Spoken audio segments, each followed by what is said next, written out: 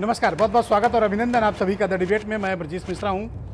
बहनों भाइयों, आज किसान दिवस है और भारत के सर्वप्रथम और इकलौते किसान प्रधानमंत्री चौधरी चरण सिंह जी की आज जयंती है और हम सब और पूरा देश और विशेष तौर पर किसान भाई इस महान नेता के प्रति अपनी कृतज्ञता ज्ञापित करते हैं और हमें इनके जीवन से सीख लेने, सबक लेने, इनके त्याग, कठोर परिश्रम और किसानों के प्रति योगदान, सादगी और अनुशासन, ईमानदारी की मिसाल के लिए हम सबको इनसे सीखना चाहिए। हमें अपनी आने वाली पीढ़ियों को भी चौधरी चरण सिंह जी के बारे में बताना चाहिए कि वो क्या शख्सियत थे और किस तरह से उन्होंने किसानों के मुद्दे को लेकर राष्ट्रीय राजनीति में इसे एक व्यापक और बड़े विमर्श का मसला बना दिया था। आज किसानों के पास जो भी हक, हुकूक और अधिकार हैं, उनमें चौधरी चरण सिंह जी के योगदान को भुलाया नहीं जा सकता है। इसीलिए आज के दिन का किसान दिवस कहा जाता है। हम सब सौभाग्यशाली हैं कि उत्तर प्रदेश की धरती से जन्मे और हम सब सौभाग्यशाली हैं कि उत्तर प्रदेश का लेकर देश का नेतृत्व उन्होंने किया। किसानों के प्रति समर्पण की जो उनकी भावना थी, शायद भारत के इतिहास में इतने उच्च पदों पर बैठे हुए कभी किसी व्यक्ति में किसानों को लेकर इस प्रकार की सहृदयता नहीं रही होगी जो चौधरी चरण सिंह जी की रही।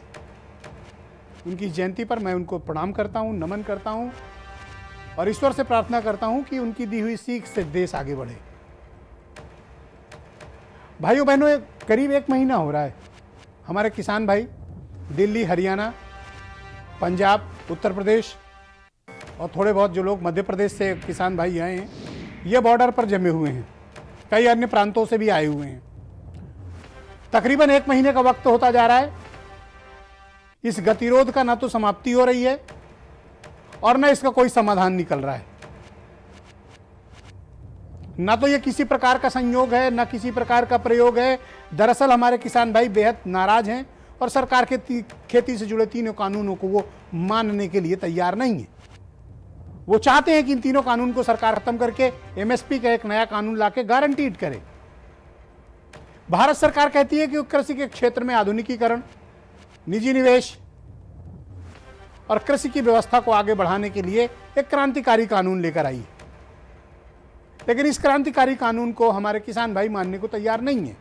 उनको ऐसा लगता है कि उनकी जमीन छीन जाएगी और मार्केट में उनका उत्पाद कौड़ियों के भाव बिकेगा।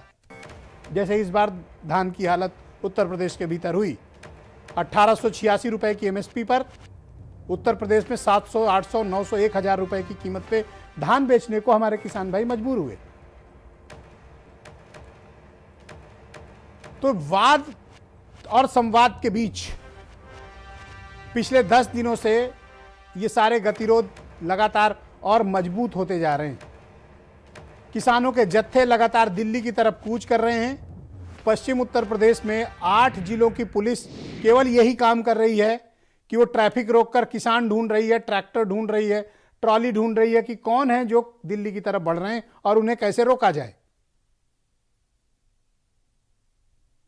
तो आखिर किसानों को सड़क पर क्यों उतरना पड़ रहा है? सरकार उनकी मांगों पर विचार क्यों नहीं कर रही है? और क्या यह गतिरोध लंबे समय तक बना ही रहेगा? इसका समाधान क्या है? चीन, Pakistan, left ultra wing, left wing, वामपंथी, चरमपंथी, पता नहीं क्या क्या हर चीज से जोड़ने की कोशिश हुई, लेकिन ये किसान जस के तस वहां पर डटे हुए हैं। ये एक पीसफुल प्रोटेस्ट है और इस पीसफुल प्रोटेस्ट का अधिकार उन्हें संविधान से हासिल है और भारत की सुप्रीम कोर्ट ने पिछले दिनों सुनवाई के दौरान इसको तस्दीक भी किया। तो अब केंद्रीय सरकार के पास इसका रास्ता क्या है? क्योंकि ये कानून केंद्रीय है। इसका क्या विकल्प है? कब तक हमारा अन्नदाता इस बेहद सर्दी में, जब दिल्ली में तापमान 2 से 3 डिग्री होता है, जब हम आप अपने घरों में रजाइयों के भीतर, कंबल के भीतर छिपे होते हैं, हीटर जलाकर बैठे होते हैं, सो रहे होते हैं, उस वक्त 2 डिग्री में हमारा किसान भाई खुले आसमान के नीचे सोने के लिए, धरना देने के लिए मजबूर है। सरकारों को संवेदनशीलता दिखानी ही पड़ेगी। किसी भी प्रोटेस्ट को अंतहीन समय तक के लिए छोड़ देना यह व्यवस्था को प्रभावित करता है और ये सरकार दिखाता है कि सरकार कॉम्पिटेंट उतना नहीं है हैंडल करने में जितना कि होना चाहिए। यह सरकार की कॉम्पिटेंसी पे भी सवाल उठाता है। कितनी बड़ी तादाद में किसान भाई बॉर्डर पर दिल्ली में बैठे हैं और आप इस मसले का समाधान नहीं निकाल रहे। अगर किसान अपनी इन तीनों कानून को नहीं चाहते हैं तो उनके साथ दूसरे चक्र की बातचीत शुरू कीजिए ना। आपसे कन्विंस नहीं है वो कि उन्हें कानून नहीं चाहिए, तो आप उन्हें जबरदस्ती देने का काम क्यों कर रहे हैं? और अगर जो उनकी जायज मांगे हैं उनको आप नए इस कानून में सम्मिलित करिए, उनको कन्विंस करिए कि हम ये पीछे हटने को तैयार हैं, आपकी ये मांगे हम एडजस्ट करेंगे। उनकी चिंताओं को दूर करिए ना। डेमोक्रेसी में सरकारें जब कानून बनाती हैं, लॉ मेकर्स जब कोई पॉलिसी या कानून बनाते हैं तो जनता की ओपिनियन ली जाती है। यह पहला कानून है जो जनता की ओपिनियन नहीं लिया गया, बना, अब उसका विरोध हो रहा है। सरकार अड़ी हुई कि नहीं हम तो लागू करेंगे ही, पर लागू तो हो नहीं पा रहा है। किसान सड़क पर बैठा हुआ है, मसले का आप समाधान नहीं दे पा रहे हैं। तो ये स्थितियां देश कब तक देखेगा? ये देश जानना चाहता है, ये देश जवाब चाहता है, और ये देश पूछता है कि हमारे किसान भाई दिल्ली बॉर्डर पर कब तक बैठे रहेंगे? 15 से अधिक किसान भाई शहीद हो चुके हैं। डेमोक्रेसी में एक एक जान इंपॉर्टेंट होती है, एक एक व्यक्ति की जान इंपॉर्टेंट होती है। यहां 15 से ज्यादा किसान भाइयों की सर्दी में मृत्यु हो गई। किसी भी सरकार के लिए यह बेहद चिंता का विषय होना चाहिए। हमें इसे राजनीति नहीं जोड़नी चाहिए, किसानों को राजनीति के दायरे में नहीं लाना चाहिए। वो हमारे अन्नदाता हैं, वो भारत की बैकबोन है, वो भारत की अर्थव्यवस्था का मुख्य हिस्सा है। जब कोरोना में सब कुछ बंद हो गया थे, यही थे जिन्होंने हमें जिंदा रखा। आज इनके साथ क्या हम व्यवहार कर रहे हैं? तो कुछ बातें, कुछ चीजें राजनीति नहीं होनी चाहिए, उसमें हमें समस्या का समाधान तलाशना है।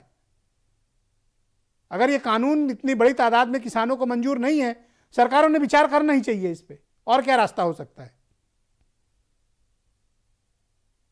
ये विपक्ष पे आरोप लगाना या दूसरों पे आरोप लगाना या ये कहना फला ने फला को भड़का दिया। तो अभी तक कहा जाता था कि इस देश में विपक्ष एकदम खत्म हो गया, साहब बहुत कमजोर हो गया है। तो अगर ये इतने ताकतवर हैं कि देश के किसानों को भड़का सकते हैं, तो फिर सरकार को भी अपने पर विचार करना चाहिए। तो ये आंदोलन समाप्त कैसे हो, कौन इसमें पहल करे, सिविल सोसाइटी की क्या भूमिका हो, भारत की जुडिशियरी इसमें क्या करे, सरकार को भी सहृदयता दिखानी चाहिए, अड़ियल रुख छोड़ना चाहिए, और इस गतिरोध का समाधान तलाशना ही होगा, और कोई विकल्प इसका नहीं है। मैं चाहता हूं कि कुछ बयानात सुने आप, उसके बाद इस परिचर्चा को हम आगे बढ़ाएंगे। तीनों कानून वापस लिए बगैर उससे कम पे कोई समझौता और बातचीत के कोई तैयार हम नहीं है। तो बार बार इस तरह का पत्र लिख के और उस बात को लंबा खींचने का ये एक उनका षड्यंत्र मात्र हम मानते हैं। सरकार का किसान विरोधी नीति के खिलाफ लड़ाई है और अदानी अंबानी को किसान को ठगा के लूटने का साजिश के खिलाफ लड़ाई है। जब तक हमारा समस्या हल नहीं होगा, ये आंदोलन चलता रहेगा। सियासत पर हुकूमत उस इस तरह राज करती है, आंखें फोड़ती है और चश्मादान करती है। जब सारे देश का किसान इनको नकार रहा है तो सरकार हमारे ऊपर जबरदस्ती क्यों थोपना चाहती है? इसके पीछे क्या राज है? हम अपना भला नहीं करवाना चाहते, सरकार जबरदस्ती क्यों कर रही है? किसान के चेहरे पर खुशहाली लाने के लिए ही आज कृषि क्षेत्र में तेजी के साथ सुधार के लिए प्रधानमंत्री जी के प्रयास से, उनके मार्गदर्शन से केंद्र सरकार ने 3 कृषि कानूनों में भी व्यापक सुधार किए। लेकिन जिन्हें किसान की प्रगति अच्छी नहीं लगती, देश का विकास अच्छा नहीं लगता, किसान के चेहरे पर खुशहाली अच्छी नहीं लगती, और लोगों ने गुमराह करके किसानों को भड़काने का काम भी शुरू कर दिया। हमारा भाव तो दे नहीं रहे, गन्ने के पैसे तो दे नहीं रहे, 18,000 करोड़ रुपए दे देंगे, गन्ने का भुगतान तो हो ही नहीं रहा। जो हमारा माल गया हुआ उसका तो भुगतान हुआ नहीं। इस आंदोलन का हल कब होगा, क्या उम्मीद करें हम लोग? तो सरकार बताओगी कब हल होगा, हमारे तो हाथ में है नहीं। जैसे पूरा गन्ना भुगतान हो गया, ऐसे ही उनका नुत्ते का बात है कि नुत्ता हो गया, ऐसे ही है। सरकार नहीं सुधर रही अभी, नौटंकीबाज पार्टी है इस समय, क्योंकि किसानों का आंदोलन पूरे देश में चल रहा है।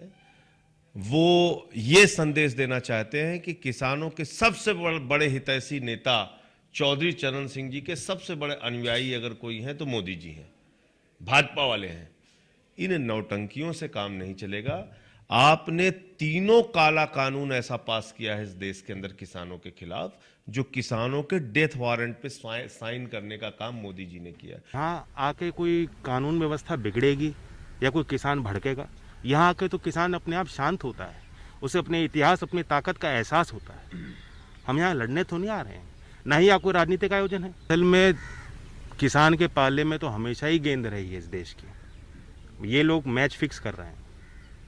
अभी इन्होंने अपनी आंखें खोली नहीं है, जी एक दिन इनकी आंखें खुल जाएंगी और ये अपने हट और जिद को छोड़ने को मजबूर हो जाएंगे। मसला लगातार फंसता जा रहा है। अगर आप ये सोचें कि इस मामले का कोई समाधान निकल रहा है, तो समाधान निकलता हुआ मुझे तो दिखाई नहीं प्रतीत हो रहा है। ये मसला बल्कि और पेचीदा होता जा रहा है। वैसे डेमोक्रेसी में बातचीत के जरिए पेचीदा से पेचीदा समस्याओं के हल टेबल टॉक के जरिए ही निकले हैं। सरकार ने भी यही चाहिए, किसान यूनियंस को भी यही चाहिए कि इस पर बैठें, विचार करें, बात करें, संवाद करें और संवाद से समाधान की ओर बढ़ें। यही एक रास्ता हो सकता है जहां हम देश की प्रगति के बारे में सोचें और उस पर विचार भी करें।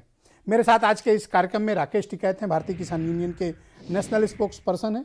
IP सिंह समाजवादी पार्टी से हैं, डॉक्टर मनोज मिश्रा भारतीय जनता पार्टी से हैं, वैभव महेश्वरी आम आदमी पार्टी से हैं, रोहित अग्रवाल राष्ट्रीय लोकदल से हैं और उमाशंकर पांडे कांग्रेस से हैं और वीरेंद्र सिंह जी हमारे स्टेट हेड। बहुत बहुत स्वागत और धन्यवाद आप सभी का। टिकैत जी, कार्यक्रम की शुरुआत में आपसे करना चाहता हूं। करीब 1 महीना होने को आ रहे हैं और अब तक गतिरोध नहीं टूटा है, बल्कि मैं तो देखता हूं कि अब दोनों तरफ मोर्चाबंदी हो गई है। सरकार आपके आंदोलन को डिस्क्रेडिट करती है और कहती है कि आप लोग कहीं से स्पॉन्सर्ड हैं, और या तो विरोधियों ने आपको भड़का दिया है। तो अब तक चीन पाकिस्तान हो रहा था और आज बताया गया कि आप लोगों को विपक्षी पार्टियों ने भड़का के वहाँ पे बिठाया हुआ है। समाधान निकलते हुए मुझे दिखा